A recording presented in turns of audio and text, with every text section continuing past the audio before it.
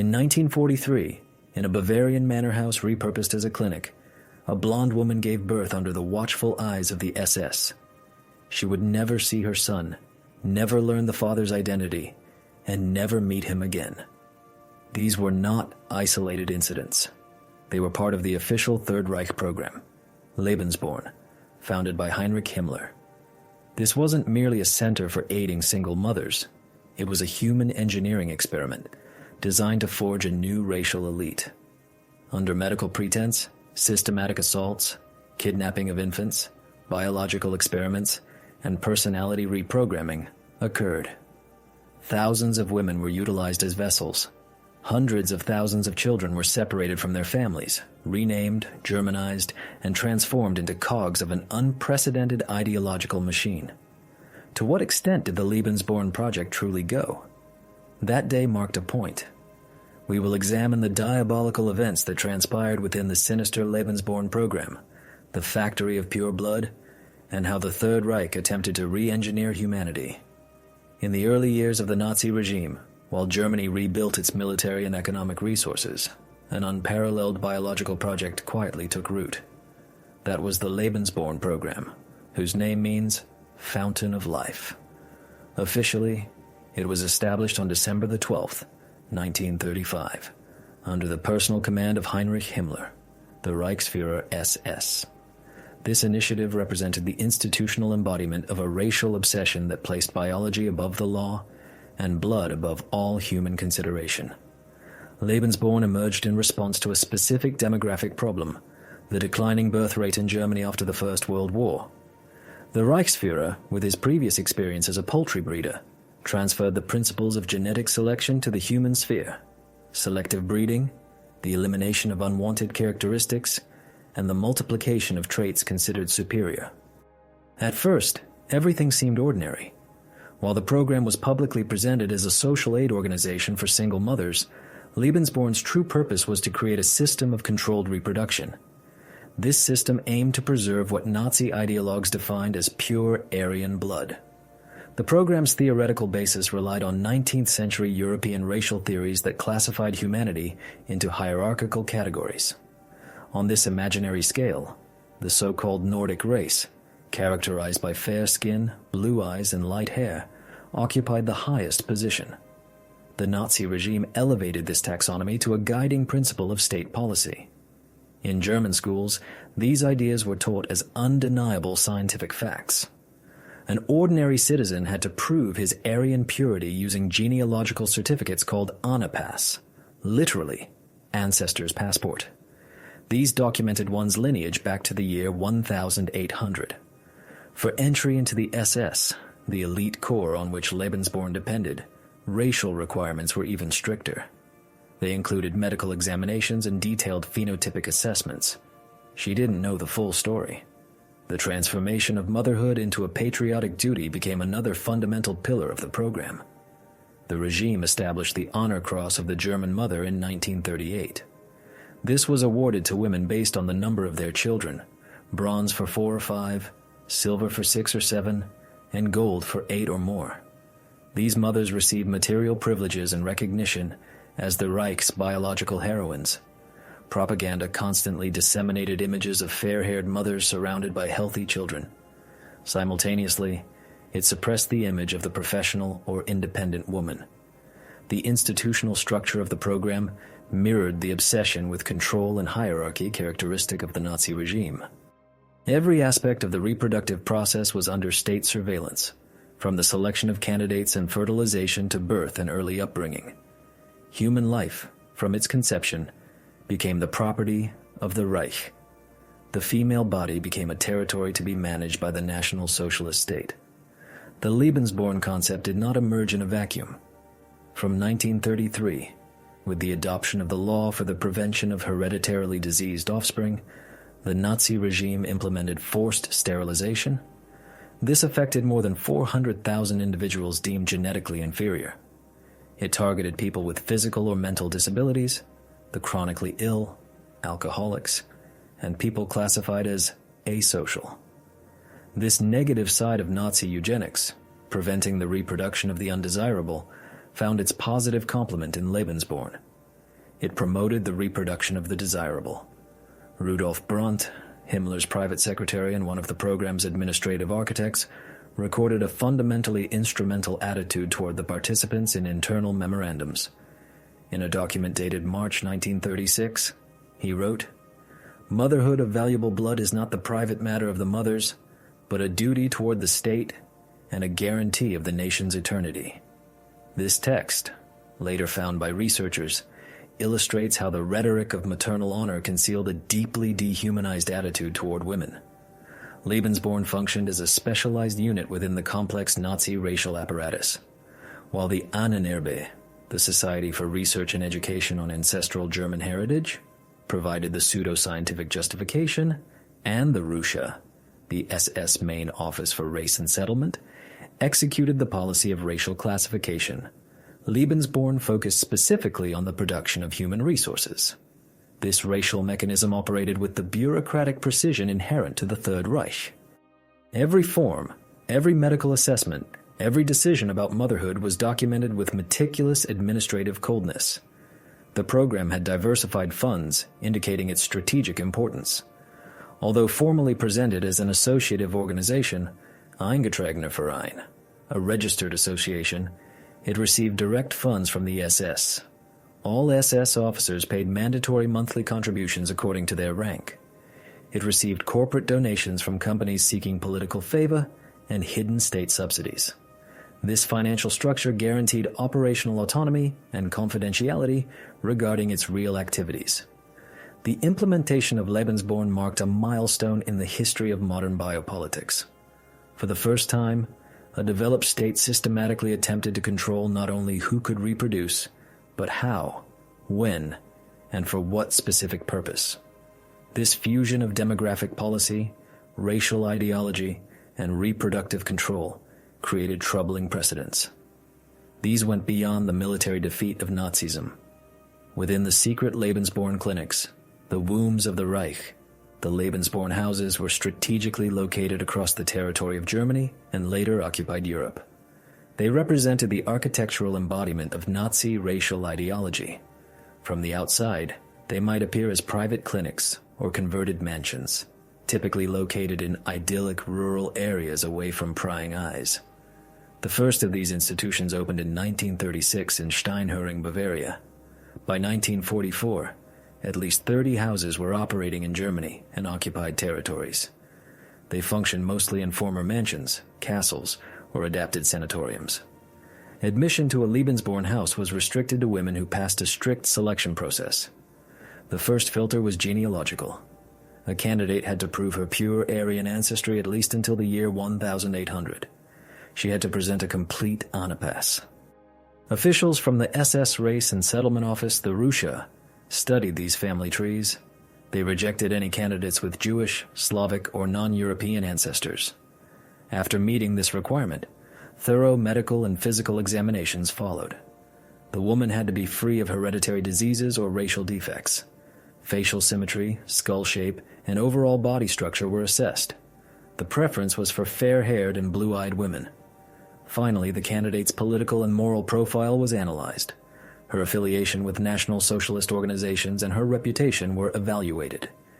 The male participants, mostly SS officers, also underwent similar filters. Himmler established that every member of the organization had to prove racial purity through genealogical documents, physical tests, and behavioral assessments. The masculine ideal included tall stature, an athletic build, Nordic features, and absolute ideological devotion. In many cases, pregnancy resulted from planned encounters between selected women and SS officers. These acts aligned with reproductive planning. They were executed according to evolutionary calendars, with medical interventions to ensure optimal conditions for fertilization. Participants often maintained anonymity, treating the sexual act as a patriotic service. After conception, the women entered the Lebensborn houses for constant medical surveillance. Medical teams monitored every aspect of the pregnancy: weight, blood pressure, fetal development, and psychological condition. The pregnant women remained isolated from the outside world. They accepted no unauthorized visits. Many did not know if they would see their children after giving birth. childbirth was meticulously documented, charting every phase. Some births were conducted without analgesia, as a glorification of female suffering. After birth, the infant immediately underwent a racial assessment. Its physical characteristics were measured in detail, transforming it into statistical data within the eugenics project. Welcoming rituals replaced Christian baptism with Germanized ceremonies designed by Himmler.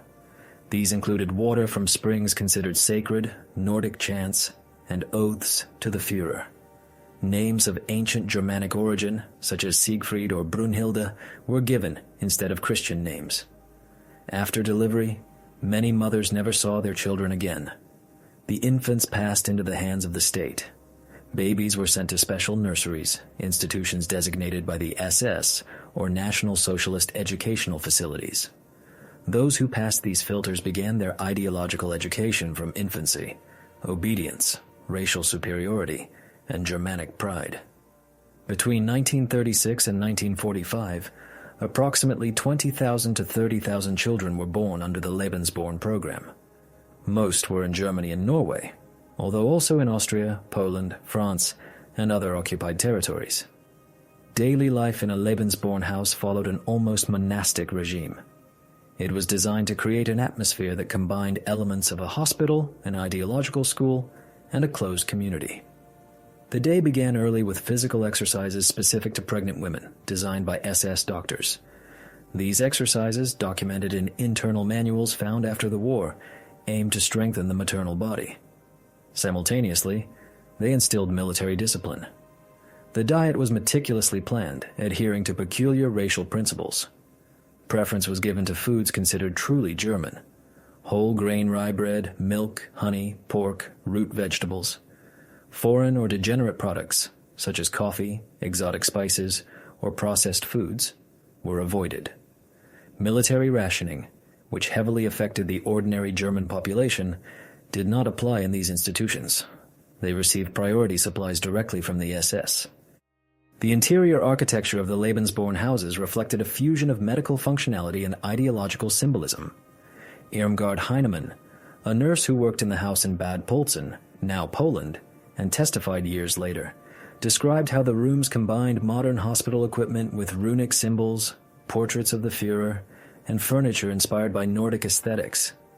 Every detail, from the lighting to the arrangement of the beds, was designed to reinforce the idea of participating in a transcendent historical project. The constant presence of doctors, nurses, and administrative personnel created an environment of perpetual surveillance. Participants were continuously evaluated, not only on physical, but also on ideological and psychological aspects. Detailed records were kept of their behavior, attitude, and comments.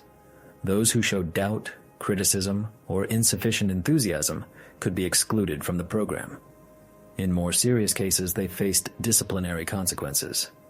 The psychological aspect of the Lebensborn project is less documented than its biological dimensions.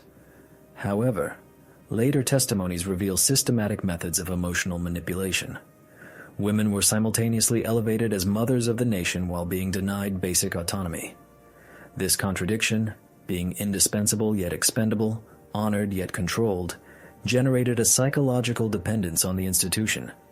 It made individual resistance difficult. Erna Becker-Cohen, one of the few participants to leave written testimony, found only in 1987, described the atmosphere as a golden prison. "We were treated like precious but empty vessels," she stated. This description conveys the program's fundamental duality. It offered protection, food, and medical care during the war, but at the cost of turning the participants into passive components of a large-scale social experiment.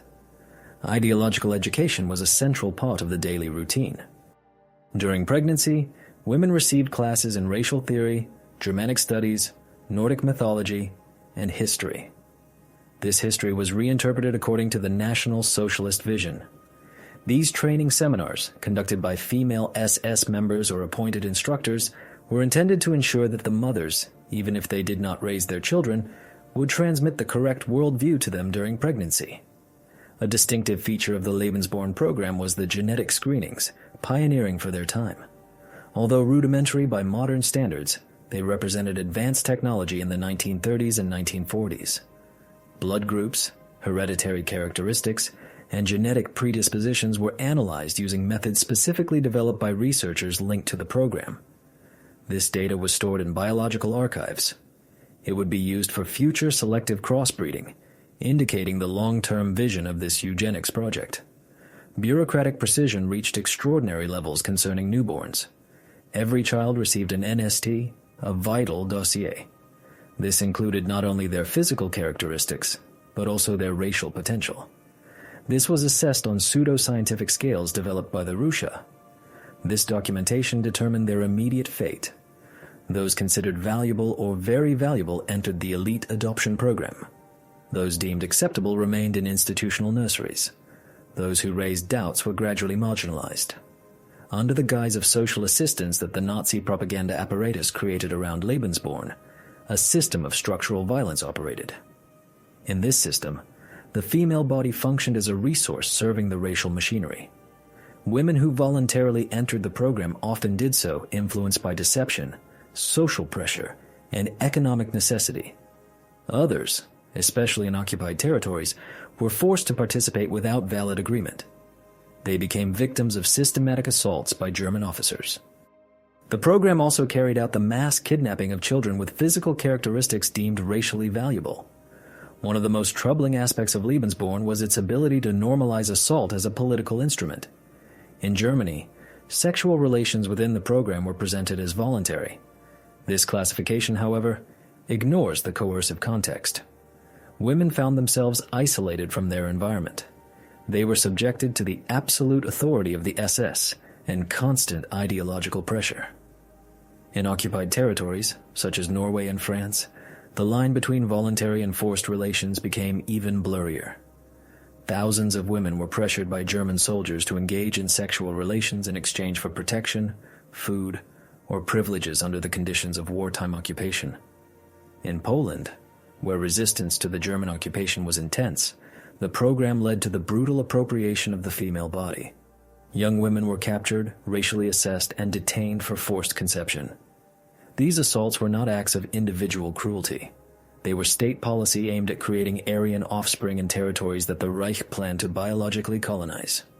Internal SS documentation described pregnancy as a biological function of national importance. This transformed women into instruments whose will was irrelevant. Refusal to participate could result in serious reprisals, loss of food rations, physical violence, deportation, or internment in concentration camps. From 1941, under direct orders from Himmler, the SS began an operation to identify, kidnap, and Germanize children who met Nazi racial criteria. Lebensborn personnel deployed specialized groups to schools, orphanages, and rural communities to select children with Nordic features. These children were separated from their families without explanation or judicial process. Many were torn from their parents' arms at train stations or during night raids. Those who passed the racial tests were sent to Germany. There they received a new identity, a Germanic name, a fictitious German nationality, and placement in Lebensborn houses or adoptive families. There, they learned German. They were forbidden to speak their native language. They received intensive National Socialist ideological education. Children who did not pass the racial assessments or actively resisted Germanization faced tragic fates. Many were interned in children's concentration camps, such as those in Worthegau or Litzmannstadt. They were subjected to medical experiments, forced labor, or extermination through lethal injections or starvation. It is estimated that in Poland alone, at least 200,000 children were kidnapped, although this figure may be higher. Minors were also captured in Czechoslovakia, Slovenia, Ukraine, and other occupied territories. The kidnapping of children constituted the murder of a person's identity. The Germanized children lost their language, family history, culture, and origin. Many grew up unaware of their true nationality. Germanization involved a systematic process of ideological reprogramming. This began with changing the name and continued with the complete suppression of memories through physical and psychological punishments. Vera Granitz, a Polish girl kidnapped at 5 years old and raised in Germany under a different name, only realized after the war that her real parents had perished in Treblinka. "My childhood was a lie," she stated years later. "My language, my memory, my mother were taken from me. The valuable blood recovery program, a euphemistic term used in official documents to refer to the kidnapping of children, operated through a complex network of interconnected institutions. The process began with the Rassenprüfer, the racial experts. These were SS officials with anthropological education. They toured the occupied territories, especially the rural areas of Poland and Ukraine. There, according to Nazi racial theories, descendants of ancient Germanic settlements with unpolluted Nordic blood could be found. These experts applied a scrupulous classification developed by Professor Eugen Fischer of the Kaiser Wilhelm Institute of Anthropology. The scale included 62 measurable physical characteristics, from the facial angle to the shape of the head. This effort was a devilish plan to re-engineer humanity. It naturally came to rest. Rated on a complex numerical system, assessed children received scores from 1 to 11. 1 to 4 meant racially valuable, 5 to 6 was acceptable, and 7 to 11 was racially undesirable. That day, according to testimonies documented in the Nuremberg trials, these assessments took only a few minutes per child. They were often conducted in local schools using methods of intimidation. The testimony of Maria Hanfova, a Czech teacher from the rural school of Březolupi, a village infamous for its destruction in retaliation for the assassination of Reinhard Heydrich, documented how this process functioned. They arrived without warning one January morning in 1943. There were 3 men in uniform and a woman in a white coat. They ordered all the children lined up in the courtyard. They took measurements, photographs, and hair samples. 2 weeks later, 11 children had disappeared. She didn't know the families received official letters stating that their children had been selected for special education. Kidnapped children initially went through Endungsungslager re-Germanization centers, such as those in Warta or Kalisz. There, any trace of their original identity was systematically erased. Testimonies from survivors, such as Roman Wiazek, recorded by the Polish Historical Commission in 1947, described these institutions. We were forced to stay awake in front of posters with German phrases until we memorized them. Anyone who spoke Polish was beaten. After 3 months, we did not recognize our own brothers. We had been turned into strangers. At first, everything seemed ordinary, but the fate of identical twins was particularly tragic. They were highly valued in Nazi eugenics programs under Dr. Josef Mengele at Auschwitz, but they had documented connections to the Lebensborn program. Numerous pairs of twins with valuable racial characteristics were deliberately separated. One was sent for medical experiments, the other to German families as part of nature versus nurture research. This separation, documented by researchers such as Dr. Yehuda Bauer, illustrates the extreme instrumentalization of childhood under the Nazi regime. Ulrich Grefeld, a high-ranking Rasa officer later tried at Nuremberg, admitted in an internal memorandum dated September 1942, found in Soviet archives, that the resettlement of children served a dual purpose. It eliminated the enemy's future reproductive potential while strengthening their own demographic base. This quote reveals the underlying logic. Child abduction was not merely forced adoption, but a deliberate strategy of long-term demographic genocide. Sexual assault as a biopolitical weapon reached particularly alarming dimensions in the occupied eastern territories. This happened in zones designated as German settlement districts, mainly in western Poland and parts of Ukraine. Special units combined sexual violence with racial selection. According to testimony documented by Polish historian Czesław Madajczyk, institutions existed, such as the one in Chełmno, where young Slavic women with suitable racial characteristics were systematically assaulted by selected officers. Pregnant women were transferred to Lebensborn homes if the future child was deemed valuable. Otherwise, they were sent to labor camps. Hormonal experiments represented another sparsely documented aspect of the program. In some Lebensborn institutions, especially in Pernitz, Austria, SS doctors like Walterstag conducted hormonal courses to increase fertility, accelerate physical development in children, or even attempt to influence the sex of future infants. These experiments, fragmentarily documented in archives captured by the Soviet Army and only partially declassified in the 1990s, demonstrate the extent to which the program combined demographic policy with biomedical research without ethical constraints. The appropriation of children had a telling economic dimension. According to administrative records found, German families adopting Germanized children had to pay between 750 and 1,500 Reichsmarks to the Lebensborn administration. This commercialization of abducted children generated significant funds for the program. It effectively created an adoption market based on racial criteria, where Nordic features determined the price. Lebensborn and the biological conquest of Europe was the colonization through genes. The Lebensborn program, conceived on German territory, soon extended beyond the Reich, transforming into an instrument of biological colonization across Europe. As the German army advanced, the Nazi ideological apparatus converted every conquered domain into a demographic resource to be exploited according to racial criteria. Himmler conceived the expansion of Lebensborn as a way to reshape the human map of Europe. Norway, Belgium, France, the Netherlands, and Austria became key arenas for this unprecedented operation. Austria was the first territory incorporated into Lebensborn following the 1938 Anschluss. Since it was considered an integral part of Greater Germany, the establishment of Lebensborn homes required no additional legal justification. Spiegelgrund Castle on the outskirts of Vienna was converted into a key institution of the program. Although officially functioning as a children's hospital, medical experiments, hidden euthanasias, and racial classifications were carried out within its premises. The Austrian population, mainly Germanic, became an immediate source of potential mothers for the program. Thousands of Austrian women were recruited, while children who did not meet racial standards were eliminated or sent to re-education institutions. Norway perhaps represents the most characteristic case of Lebensborn expansion. With its population exhibiting prominent Nordic features, the Scandinavian country was identified by Himmler as the ideal territory for German genetic expansion. After the occupation in 1940, the program established maternity homes and adoption institutions in Voss, Bergen, and Trondheim. More than 12,000 children were born from relationships between Norwegian women and German soldiers during the occupation. Norwegian children were assessed by SS doctors. If they met racial requirements, many were sent to Germany for complete Germanization.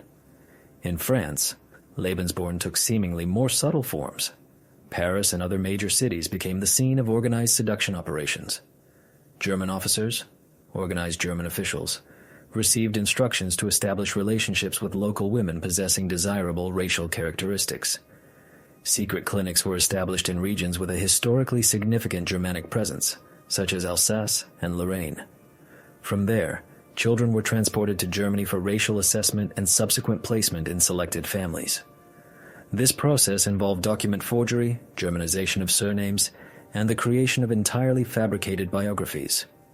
In Belgium and the Netherlands, Lebensborn operated with less institutional visibility, but with intense ideological activity.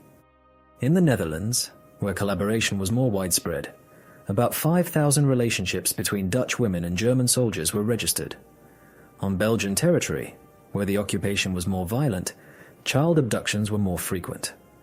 Lebensborn teams worked in hospitals, churches, and orphanages, identifying blonde or light-eyed children who could pass as German. In all these countries, the Germanization process followed a systematic protocol. Racial identification through medical examination, separation from the family, identity change with new first names, surnames, and German citizenship, re-education in National Socialist schools, with penalties for using their native language, and finally, adoption by German families with no possibility of contact with their past. Germany's defeat in 1945 led to the collapse of the Lebensborn system. But the victims, especially the Germanized children in occupied countries, found themselves in a legal and emotional limbo. Numerous adoptive families refused to return the children. The program's archives were partially destroyed by the SS to avoid legal liability. Most of these children grew up without knowing their true identity. In Norway, France, and Belgium, Lebensborn children faced constant social rejection. They were perceived as the children of the enemy and the product of national humiliation. Some ended up in psychiatric institutions, others in correctional orphanages. It was only from the 1990s that systematic investigations into these facts began, initiated by historians, human rights organizations, and victims' associations. Some countries, such as Norway, issued public apologies. In others, such as France, the subject remains partially taboo in the official historical memory.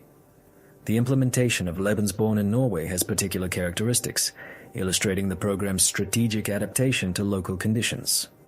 After the invasion in April 1940, Reichskommissar Josef Terboven and the collaborationist Vidkun Quisling created a regulatory framework that facilitated relations between German soldiers and Norwegian women. The document Directive on German-Norwegian Relations, a contribution to the Nordic unification, issued in August 1940, explicitly stated, "Relations between German soldiers and Norwegian women must be encouraged as a contribution to Nordic unification." The Lebensborn home in Godthåb, on the outskirts of Oslo, was the first one opened outside German territory. Located in a former aristocratic mansion, this facility catered exclusively to Norwegian women pregnant by German soldiers. According to documentation retrieved from the Riksarkivet, the Norwegian National Archives, this home received special direct funding from Himmler's office. This testifies to the strategic importance the regime placed on the recovery of Nordic blood. A distinctive feature of the Norwegian case was the creation of a special administrative structure, the Lebensborn Department, directly subordinate to the German commissioner, but partially including Norwegian collaborationist officials. This hybrid structure allowed for more effective social penetration, using local networks and knowledge of the domain to identify potential participants. Günther Schwab, the chief administrator of this department, wrote in an internal report in 1942, "Norway represents our most fertile field. Here, German blood has been preserved purer than in Germany itself." Internal statistical reports show that approximately 40% of Norwegian participants entered the program for direct economic reasons, 30% due to social pressure or effective propaganda, and only 20% for ideological convictions. The remaining 10% entered through varying degrees of direct coercion. This demographic composition partly explains why, after the war, Norwegian society displayed a particular harshness towards these women. They were perceived as opportunists or traitors, not as victims. The French cases present a very different implementation, mainly due to two factors: the more intense French cultural resistance and the Nazi racial perception, which considered the French partially acceptable, but not racially optimal. Program documents show that in France, Lebensborn operated with greater secrecy, masking its facilities as private clinics or holiday homes seemingly unconnected to the German administration. The Château de Montgriffe, near Moulins, operated as the main Lebensborn institution in France. Retrieved archives show that, unlike other homes, an extremely strict selection was applied here. Only women with proven Germanic ancestry, mostly Alsatians or descendants of historical migrations, were accepted. Other French women pregnant by German soldiers received temporary aid, but their children rarely entered the selective adoption program.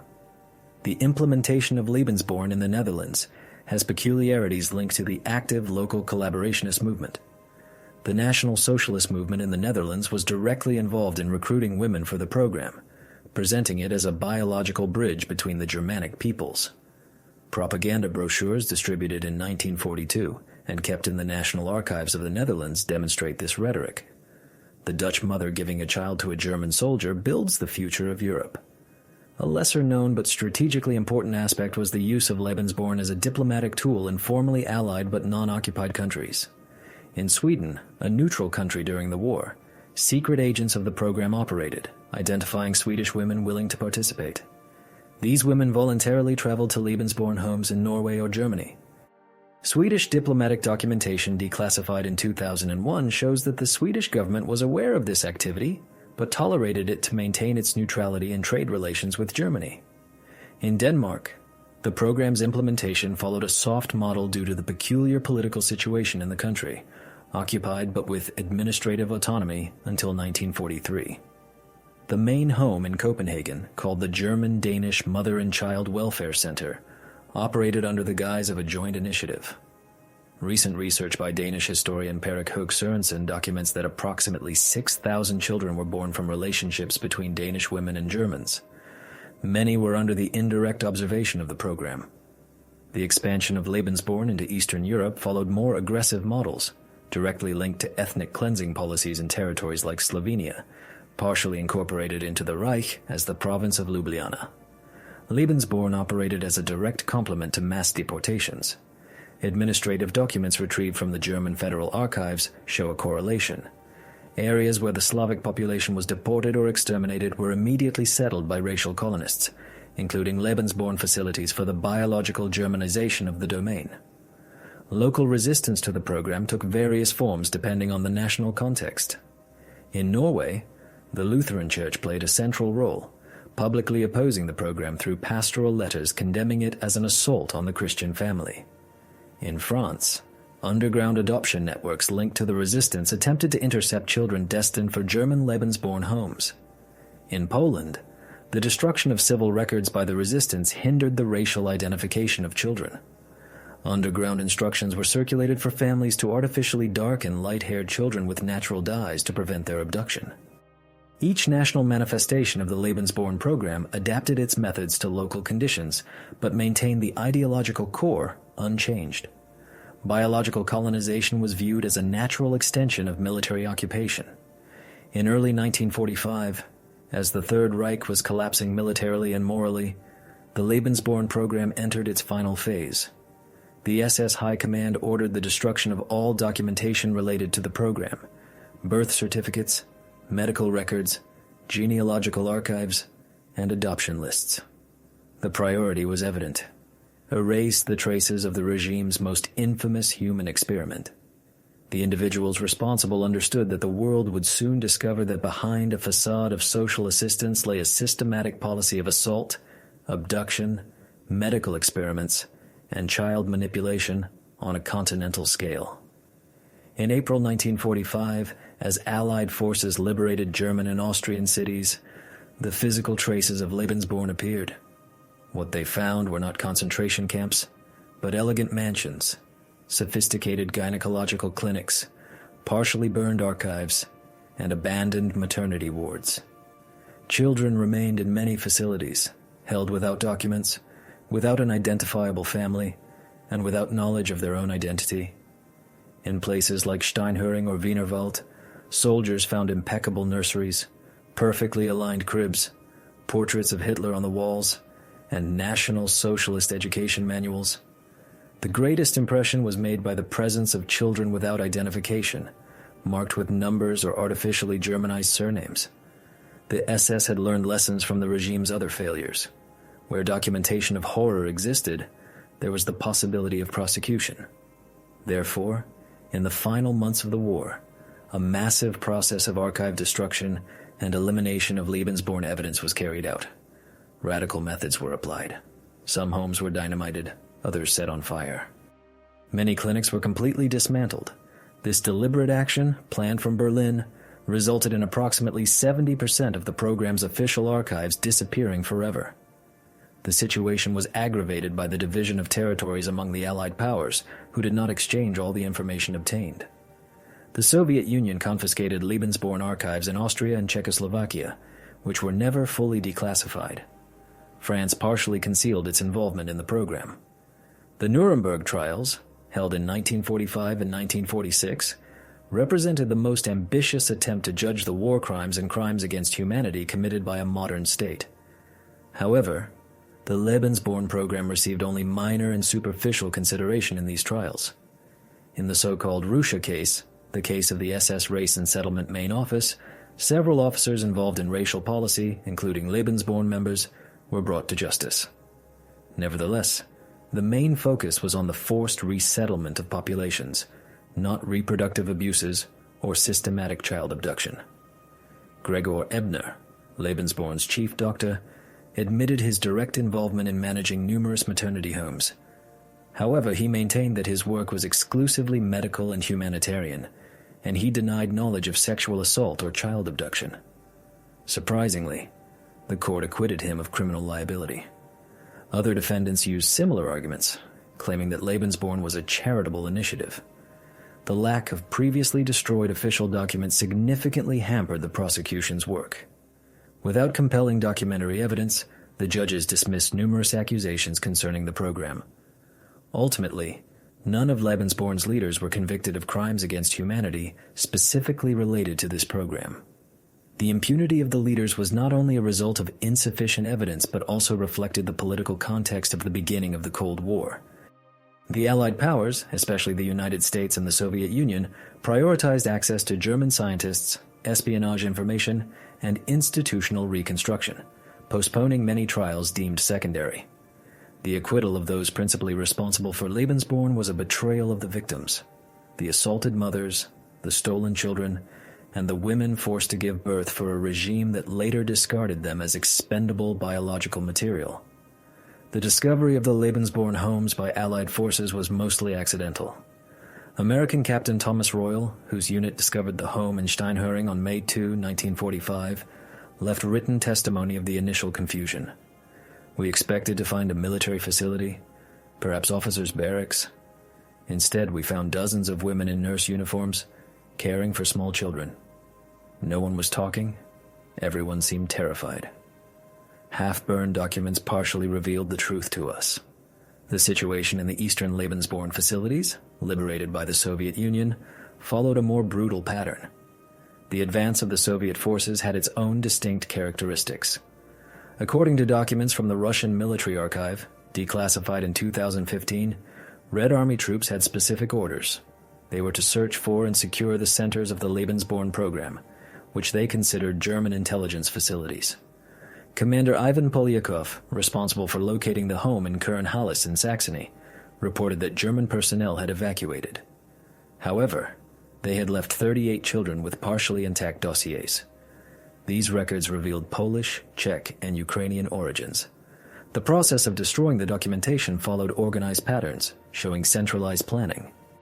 A memorandum signed by Oswald Pohl, head of the SS Main Economic and Administrative Office, dated January 18, 1945, decreed, "All sensitive materials of a racial biological category must be destroyed by complete incineration. General medical records may be evacuated. No documents marked Geheime or above are to fall into enemy hands." This order, retrieved from the British military archives, confirms the Nazi administration's awareness of its guilt. The method of destruction varied significantly. In West Germany, where the evacuation was relatively orderly, industrial incinerators were mainly used. In the eastern territories, where the Soviet advance was more rapid, destruction by explosives or direct fire was chosen, often proving less effective. This difference partially explains why more documentation survived in the territories occupied by Soviet forces. The fate of the physical properties themselves differed after their discovery. Some, like the main house in Steinhöring, were repurposed as Allied military hospitals. Others, especially in the rural areas of Austria and East Germany, became reception centers for refugees and displaced persons. It is ironic that several buildings which once served racial purity programs ended up housing the very people the regime sought to eliminate. The immediate destiny of the children found in these facilities depended largely on the zone of occupation. In the western sectors, American, British, and French military authorities developed protocols for the identification and repatriation of abducted children. Special commissions were created, such as the United Nations Relief and Rehabilitation Administration, which developed innovative methods for determining origin, including linguistic tests to identify native accents. Under the German occupation regime in the Soviet zone, the approach was noticeably different.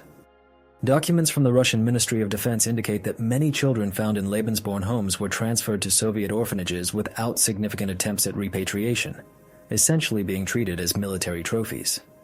The historian Pavel Polyan has documented how some children from the Baltic states and Poland grew up as Soviet citizens, never learning their origins. The judicial proceeding, the race case number 8 of the Nuremberg trials, represents the most formal attempt to hold accountable those responsible for implementing the program.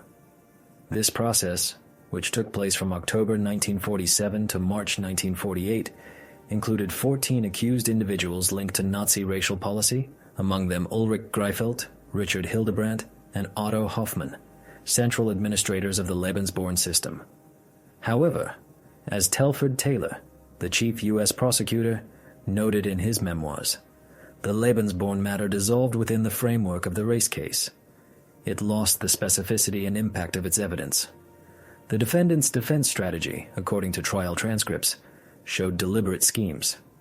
They carefully separated the charitable aspects of the program, medical assistance, financial support, from the criminal ones, kidnapping, assault, experiments. This fragmentation by the defense, combined with insufficient documentation, proved surprisingly effective.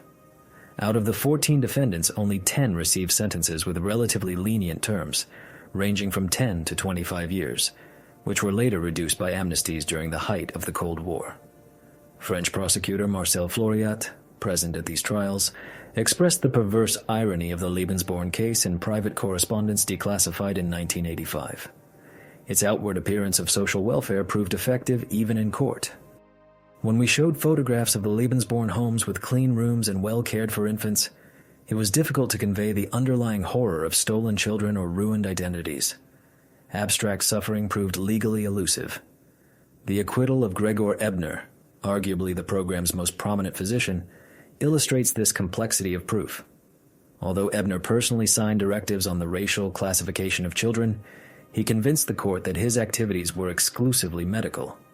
After his release, he maintained a private pediatric practice in Munich until 1966.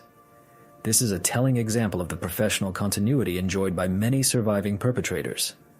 The silent ordeal of the Lebensborn children.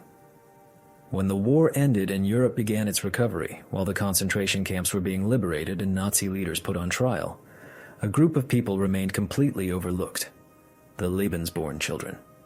These children didn't know they had been selected according to racial criteria, torn from their original families, or raised as part of an ideological machine. The children born or kidnapped according to the Reich's racial standards faced a longer conflict than the military one. They faced a struggle to recover their identity, understand their origin, and survive under the imposed stigma. While the world celebrated the victory over Nazism, they remained biological remnants of a monstrous experiment. Many were found in abandoned maternity homes or SS boarding schools, completely stripped of documents or family ties. Some fell under the temporary care of Allied forces. Others were handed over to state orphanages or placed with adoptive families with no information about their origins. In Germany, these children were classified as war orphans, concealing their specific connection to the racial program. Often, adoptive families were unaware of the child's past. Children who asked questions about their origins received evasive answers or were punished for their curiosity. The situation proved especially traumatic in nations like Norway and France, where Lebensborn children were perceived as living symbols of the German occupation. The mere suspicion of Nazi parentage was enough to provoke marginalization, physical attacks, or institutionalization. Authorities changed names, sealed archives, and rewrote entire family histories. Depersonalization became a standard mechanism of social control. These children were systematically denied the most fundamental human right: the knowledge of their own identity. A Norwegian government study published in 2002 found that hundreds of Lebensborn children were placed in institutions for purely ideological reasons without valid clinical diagnoses. They were sent to centers where they endured inhuman treatment, including electroconvulsive therapy, prolonged isolation, and physical punishment. Among the documented cases is Annie Fried-Lyngstad, the daughter of a German officer and a young Norwegian woman. After the war, her mother faced social marginalization and died prematurely. Annie Fried was sent to Sweden to escape the repression, and decades later gained recognition as a member of the group ABBA. Her biography reflects a childhood marked by social rejection and historical concealment. In the 1980s and 1990s, a generation of adult Lebensborn children began to speak out publicly. They were driven by social transformations and access to new documentary sources. They undertook personal quests to uncover their hidden past. This journey often represented a psychological and bureaucratic ordeal. Without reliable documents, direct testimony, or institutional support, rebuilding their original identity became an almost insoluble emotional puzzle. Some turned to specialized journalists, historians, or private detectives. Others used genetic testing and international search networks to trace family roots. For many, the truth came late and with traumatic effect. They discovered the deaths of biological parents, the assault of mothers, or violent Germanization as the reason for their adoption. The emotional impact caused deep identity crises, severe depression, and family ruptures with adoptive parents who had concealed the truth for decades. the damage caused by the Lebensborn program extended beyond those born directly under its structure. Its consequences spread transgenerationally to descendants, partners, and the social environment. Many children of the program developed unrecognized traumas, difficulties in establishing stable attachments, a pathological fear of abandonment, anxiety of belonging, and existential shame without apparent cause. Studies in intergenerational psychology indicate that unresolved childhood traumas can be transmitted emotionally and epigenetically to subsequent generations. Grandchildren of people born into Lebensborn homes reported a feeling as though they were carrying foreign stories and living in an unconscious shadow.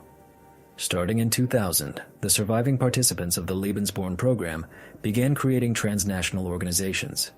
They aimed to demand official recognition, psychological support, access to archives, and historical justice.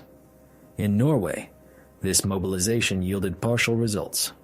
In 2002, the government issued an official apology and established limited financial compensation for some victims.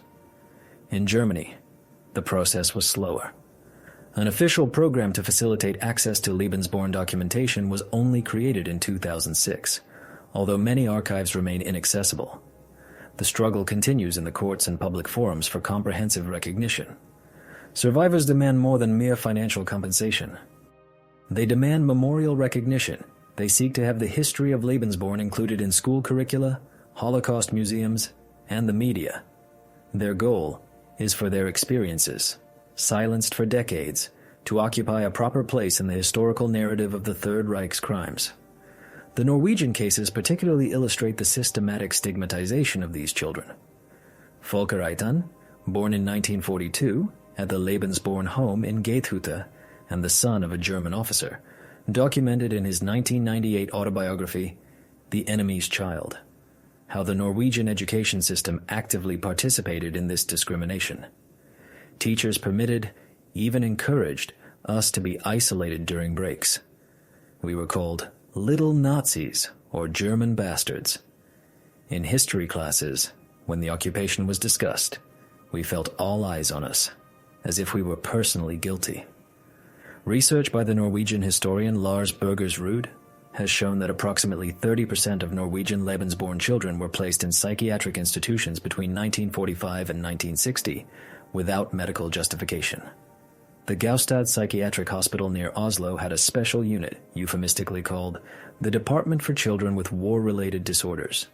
There, punitive treatments were applied, including cold hydrotherapy, prolonged isolation, and sometimes lobotomy in cases of persistent disobedience. Identity dissociation characterized many survivors. Harriet von Nickel, born in the Lebensborn home in Jockhorst, Germany, and subsequently transferred to Norway, recounted in an interview for the 2000 documentary Hitler's Perfect Children how she developed two parallel personalities. Externally, I was Harriet, the obedient Norwegian girl who tried to go unnoticed. Internally, I remained Greta, a name I vaguely remembered from my first years. I talked to myself in an invented language that mixed fragmentary German words with Norwegian structures. The phenomenon of double orphanhood particularly affected children abducted from the eastern countries. Alexei Artyomov, a Polish child Germanized and renamed Alfred Harman, documented in his 1997 memoir, Stolen Life, how he faced a new rejection upon his return to Poland in 1947. In Germany, I was an unwanted Pole. In Poland, I became a hated German. I'd forgotten my native tongue, and my accent gave me away. My biological family, when I finally found them, was a group of strangers who expected the little Alexei but received a Germanized teenager. In France, the situation acquired peculiar dimensions due to intense institutional collaboration. Daniel Roussel, the son of a German soldier and a French mother and founder of the Association of Children of German Soldiers, described in court testimony how the French state actively participated in the cover-up. When I requested my birth certificates in 1965, I found contradictory versions. In some, I appeared as a war orphan. In others, as the son of an unknown father. It was only in 1990, after decades of investigation, that I found my original certificate, which clearly indicated my father's identity as a Wehrmacht sergeant. The thought had naturally come to rest